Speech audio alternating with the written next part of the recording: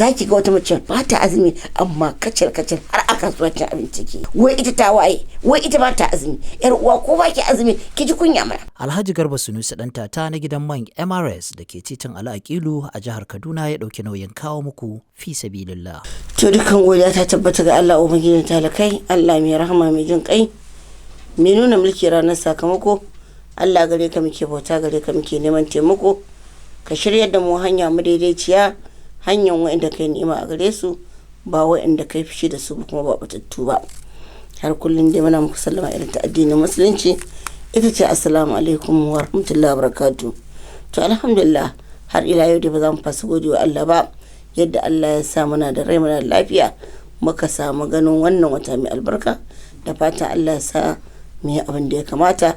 Allah ba mu lafiya, Allah ka cire mana kasala, ya sa mu kulla akan tafarkin manzo sallallahu alaihi wasallam. Yan uwa, kamar yadda ka sani cewa shin wai da irin wannan wata mai albarka, shin me ya kamata mace da take azumi ko wacce ba ta azumi ta sifanta da shi ko ta ɗabi'anta da shi? Ta gurguje yan uwa, kamar yadda aka sani yan uwa, na farko dai mace mai azumi ko wacce ba ta da azumi yana da kyau na farko a girmama kai, bi ma'ana ta zama mai kamewa. Shi girmama kai ba wai girman kai muke nufi ba, a'a ki mutunta, ki girmama kai ki uwa, domin shi kullun dan adam ana bashi girman shi ne daidai da ba kansa girma. In kin dauki kanki da girma, kika girmama kanki, jama'a za su girmama ki. Idan kika banzatar da kanki, jama'a za su banzatar da ki. Wannan shine. Sannan abu na biyan uwa na mata, dole a irin wannan wata mai albarka da ke azumi da wanda bai da azumi sai fa mun rage yawan magana,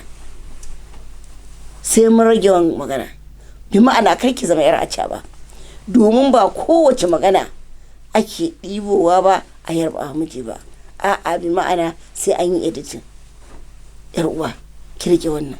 Sai abu na gaba yar uwa a gurguje ga wacce take azumi da wanda ma ba ta azumi shine yar uwa ki sabanta da kunya. Wallahi ai da kina azumi ko ba ki yi, yar uwa kunya shine adam mace, shine sirr mace, domin aka ce shi kanshi kunya yana ɗaya daga cikin alamomi na imani, ba dan komai ba saboda an ce innal haya wal iman qurina jami'an. Kunya da imani uwarsu ɗaya ubansu ɗaya, idan aka ɗauki ɗaya babu shi, da zaran babu ɗaya ma babu shi. A wani ƙauna aka ce alhaya la ya ati illa bi khair, kunya bai zuwa da komi sai alkhairi. Kai a wani ƙauna aka ce li kulli dinin kulq wa kulqu hadha din alhaya, wato kowane addini yana da bajin shi, yana da ID card din shi, yana da BBN irin nasa, amma mu BBN din mu na wannan addini shine kunya. Kai manzon Allah ya kurungus ya ƙara cewa iza lam tasta fasna mashita, bi ma'ana idan baki da kunya kina iya aikata duk abin da kike so. Shi zaki ga wanda bata da kunya, bi ma'ana bata da tarbiyya, tana ga mu da auren ta, musamman a wannan wata mai albarka yana da kyau ki fi kowa ki a cikin wannan wata. Yar uwa ba komai bane ake ga miji. Yar uwa a ji kunyan miji, domin mijin nan shine uban ƴaƴanki, shi ya kawo ki aje ki. In zaki mai magana ki mai magana ladabi da biyayya, dan ki samu wannan tagomashin wannan lada na alkhairi, bi ma'ana wannan ibada ta alkhairi. Yar uwa ki ji kunyan mai gida. Allah sarki, Allah ya ji kan iyayen ba wai dan su mutu ba, da wanda ba su ka mutu. Ki kalli iyaye da idan miji yana magana a gida wallahi shi kare ake sauraro. Allah sarki, na taba hira da wata mata a wannan gida mai albarka wato DITV.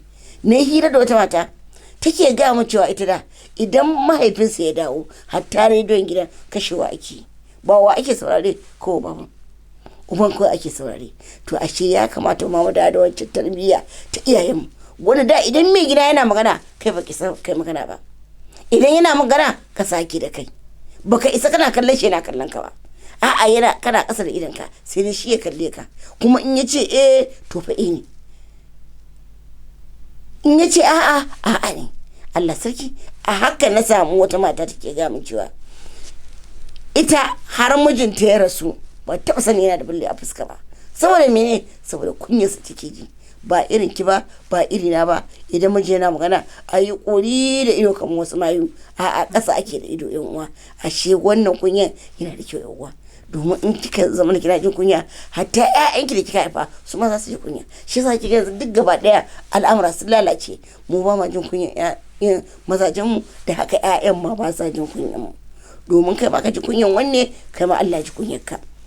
Ki kula a cikin sabon manzo sallallahu alaihi wasallam akwai Usman, wanda aka ce ba wanda ya kashi kunya. Ku kalla Usman, wanda aka ce hatta mala'iku daga sama suna jin kunyarsa. To ashe ke ma yana da kyau ke ma yar uwa ki ji kunya, ki rinka jin kunya.